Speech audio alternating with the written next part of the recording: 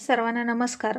कवळी कळी या स्टोरीचे 14 एपिसोड यापूर्वीच अपलोड केलेले आहेत. कृपया ते सगळे एपिसोड ऐकण्यासाठी आपल्या चॅनलला भेट द्यावी. आता कुसुमने रात्री घराच्या पाठीमागून येणारे तिच्या सासूचे मादक आवाज ऐकले आणि तिला खूप मोठा धक्का बसला. म्हणजे तो दीर म्हणत होता ते खरं आहे म्हणायचं. खरंच तिच्या सासूचं आणि चुलत सासऱ्याचं लफडं होतं. आणि हे तिच्या कधीपासून चालू होतं कुणास ठाऊक. अंगणात तिचा सासरा कंटाळून झोपला होता, घोरत होता.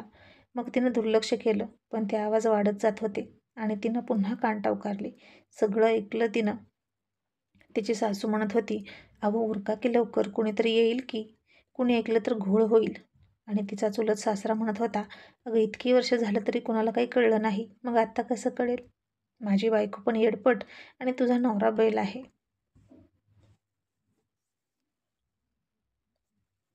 त्याला काय कळत नाही. तू जसा नाचवशील तसा नाचतो ना तो, मग अजून तसाच नाचव, असं म्हणून तो हसत होता. आता हे ऐकून कुसुमला तिच्या सासूची खूप किळस वाटली. तिला तिचा खूप राग आला.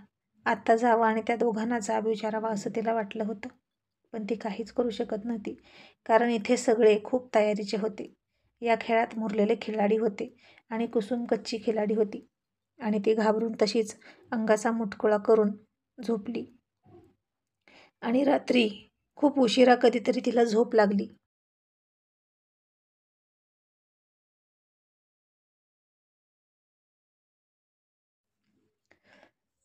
आणि सकाळी खूप उशिरा जाग आली. ती दरवाज्यावर सासूनं थाप मारली त्यामुळे.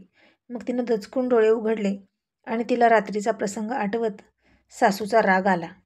तिच्या मनात तिच्याविषयी फार तिरस्कार निर्माण झाला. मग आता तिनं दरवाजा उघडला आणि तिची सासू खूप खुश दिसत होती तिला. ती हसत होती, पण कुसुमला आता तिचा गळा दाबू वाटत होता. कुसुम खूप रागाने तिच्याकडे बघत होती.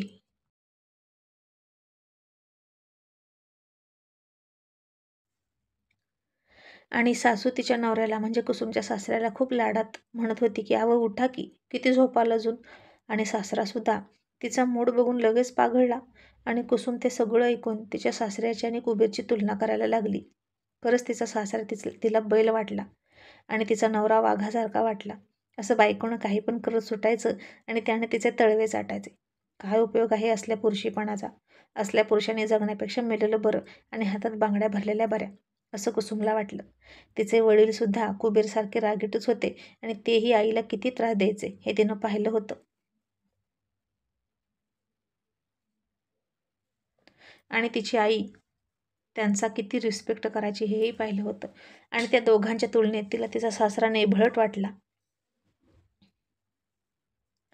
तिला मग तिची सासू म्हणाली, कुसुम किती वेळ झाला झोपलीस तू? चल पाणी ठेव आंघोळीला.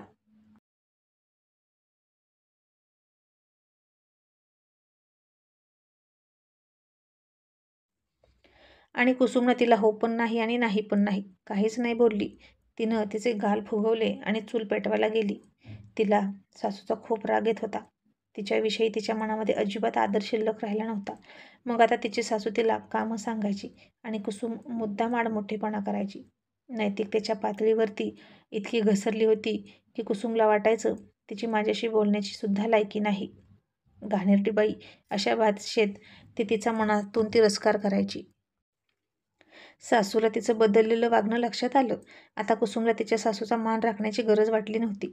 मग कुसुम शेतात गेल्यानंतर तिने पुन्हा एकदा तिच्या दिराचं आणि सासूचं बोलणं ऐकलं. तो म्हणत होता, काकू कुसुम खरंच इतकी पतिव्रता आहे का गं? ती ढुंकूनही बघत नाही कोणाकडे.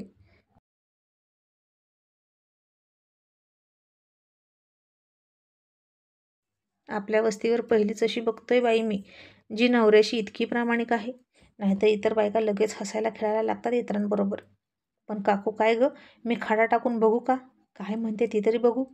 तिची सासू म्हणाली, याआधी तू प्रयत्न केला होता ना? बघितलं ना तिने कसा प्रतिसाद दिला.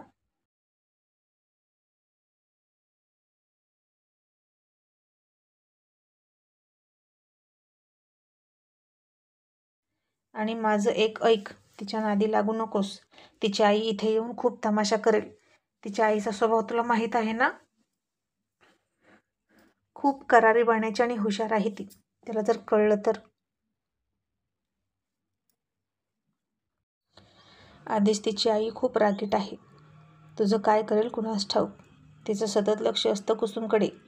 आणि आता तिचा धीर जरा शांतच बसला, कारण कुसुमची आई या अगोदरसुद्धा कुबेरची बाजू घेऊन खूपदा तिच्या सासूसोबत भांडली होती.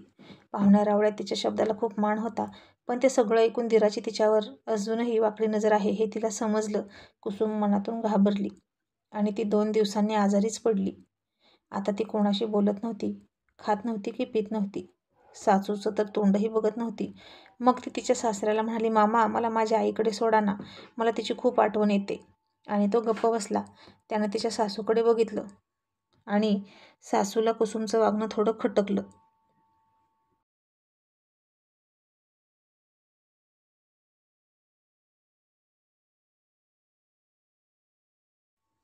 तिला वाटत होतं की तिनं जे काही असेल ते अगोदर तिला विचारावं, कारण मी सासू आहे ना तिची म्हणून. पण कुसुम आता तिच्या सासूसोबत जास्त बोलत नव्हती. मग सासू म्हणाली, तेवढं शेतातलं पीक काढण्याचं काम आहे, तेवढं झालं की मग जा. मग यावर कुसुम गप्प बसली आणि सासरासुद्धा गप्प बसला, बैलासारखा मान खाली घालून. कुसुमला कुबेरची आठवण येत होती. तेव्हा ना फोन होते ना तिला पत्र पाठवायचा काही नाही तो करत नव्हता. तिला आईची सुद्धा आठवण येत होती. मग 1-2 दिवसांनी नेमकी तिची आईच कुसुमला भेटायला आली. तेव्हापासून अंगात ताप असताना सुद्धा शेतात काम करत होती कुसुम.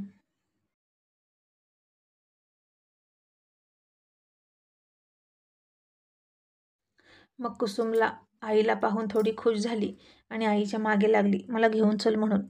तिची सासू म्हणाली, आता माझ्या मुलीचं लग्न आहे, घरात भरपूर कामं आहेत आणि आता कुठं चाललीस तू? तू या घरची सून आहे ना मोठी, मग तुझी जबाबदारी नाही का? आणि आता कुसुम आईचा आधार होता म्हणून म्हणाली, तुम्ही लग्नाचं प्लॅनिंग केलं तेव्हा आम्हा दोघांना कुठेच मध्ये घेतलं नाही. लग्न जमावताना माझ्या नवऱ्याला तुम्ही पंक्तीला सुद्धा बसवलं नाही, तेव्हा नाही का आठवला तुम्हाला मोठा मुलगा? माझ्या नवऱ्याला तुम्ही लग्नाचा खर्च मागितला निम्मा, तेव्हा फक्त आठवलं की तो तुमचा मुलगा आहे आणि आमच्या लग्नाचा खर्च त्यांच्याकडून घेतला. तेव्हा कुठे गेला होता तुमचा मुलगा? बहिणीच्या लग्नाचा खर्च घेताना फक्त आठवतो भाऊ आणि तिचा भाऊ म्हणून मानपान देताना तो तुम्हाला आठवत नाही का? आता हे बोलणं ऐकून सगळे अवाक झाले. कधीच उलटून न बोलणारी कुसुम सासूला उलट बोलली हे तिला खटकलं. पण कुसुमने आता ठरवलं होतं की जिचा मान आपण राखत होतो ती त्या मानाच्या लायकीची नाही.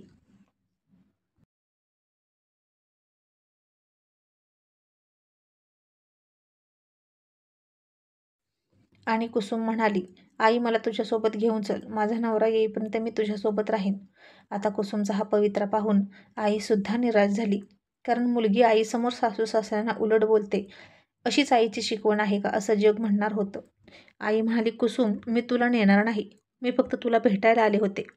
आणि कुसुमने बॅग भरली आणि म्हणाली, ठीक आहे, तू थांब इथे, मी निघाले. आणि कुसुम आईच्याही पुढे बस स्टॉपवर चालत निघाली. मग आईचा नाईलाज झाला आणि ती तिला घेऊन घरी आली. मग कुबेर परत माघारी येईपर्यंत कुसुम आईकडेच राहिली.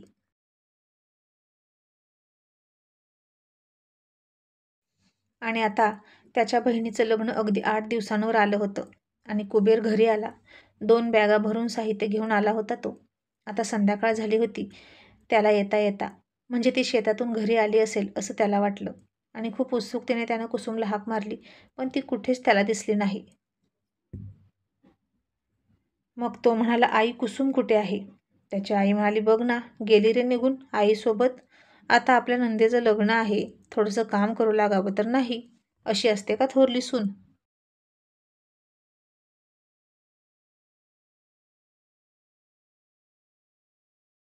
अशा तिच्या तक्रारींचा पाढा त्याच्यासमोर सावत्राईने वाचायला सुरुवात केली. नवरा तेवढा तिचा आहे का आणि आम्ही कोणीच नाही? नवरा नसला की ही माहेरात राहणार का आता? आम्ही तिला नीट सांभाळत नाही का? असं म्हणून तिने आज कुबेरसाठी अंड्याची भाजी बनवली खास. कारण त्यानं आणलेल्या मोठ्या मोठ्या बॅगा तिला दिसत होत्या. आता कुबेरला काय बोलावं हे समजत नव्हतं. मग त्यानं ती रात्र कशी तरी काढली. बाहेर अंगणातच झोपला एकटा आणि सकाळी उठून म्हणाला, मी तिला घेऊन येतो. आणि तो तिच्या माहेरी गेला.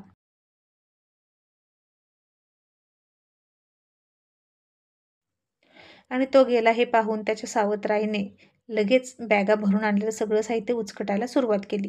ती तर तिची घाणेरडी सवयच होती आणि त्यातून बरंचसं साहित्य काढून घेतलं आणि लपवून ठेवलं. त्यामध्ये त्यानं कुसुमसाठी भरपूर कपडे, चपला, नेहमीप्रमाणे परकर काही बाही आणलं होतं. टिकल्या, कंगवे, क्लिप बचक बचकभर आणले होते. आणि विशेष म्हणजे तिला आवडणारी मुंबईची मिठाई तो खूप घेऊन आला होता. त्यातील थोडीशी तो तिच्या बहीण भावांना घेऊन निघाला.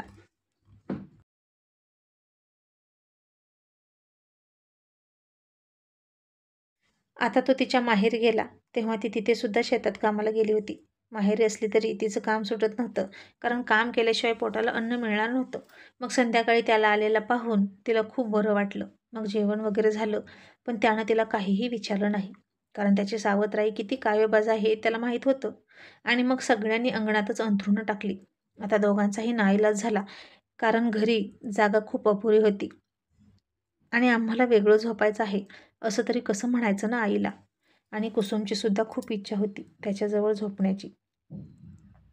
पण कुबेर आला आहे हे पाहून आईनं आधीच तिला सावध केलं होतं आणि म्हणाली होती की घरात तुझी लहान बहीण भावंडं आहेत, त्यामुळे इथं एकत्र झोपायचा विचार करू नका, तुमच्या तुमच्या घरी जा.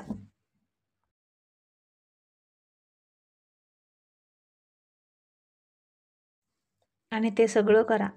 आता असं का म्हणाली होती तिला कळलं, कारण रात्री नवरा बायकोचे मिलन होताना आवाज येतात ना खूप, आणि ते ऐकून उगीचच मुलांना काय वाटेल असा आईचा हेतू होता. आणि मग ते तिथेच झोपले. पण झोप येत नव्हती दोघांनाही. आई बाबा झोपण्याची वाट पाहत होते. मग आई बाबा घोरायला लागले. मग रात्री तो हळूच तिच्याजवळ आला आणि तिला मिठीत घेतली आणि ती सुद्धा खूप व्याकुळ होऊन लगेच त्याच्या मिठीत गेली.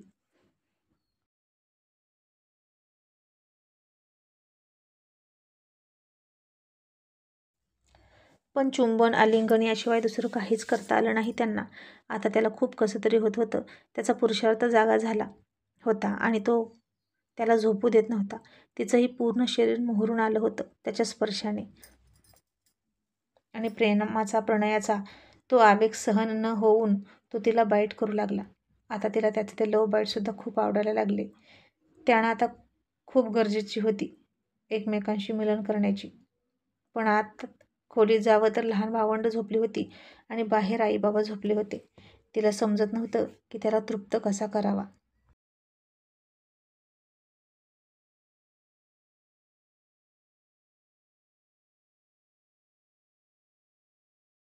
आणि आता त्यानं तिचा हात पकडला आणि तो तिला त्याचा हस्त मैथून करण्यासाठी सुचवत होता.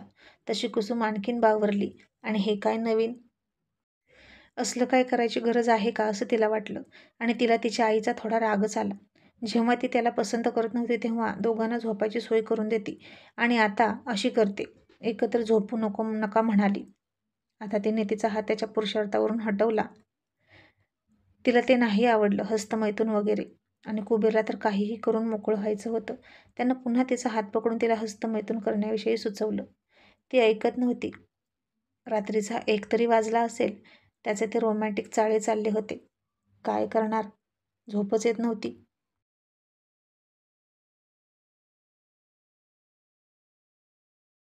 आणि आता त्यानं डायरेक्ट तिच्यावरच स्वार होऊन तिच्यात प्रवेशच केला. तिचं तोंड दाबून पकडलं आणि हळूच तिच्या कानात म्हणाला, आता आवाज केलास तर याद राख. तोंड दाबून नवऱ्याचं प्रेम अनुभव आता. असं म्हणून त्यानं हळूहळू त्याचं काम सुरू केलं. तिने मात्र दोन्ही हातांनी तिचं तोंड दाबून धरलं.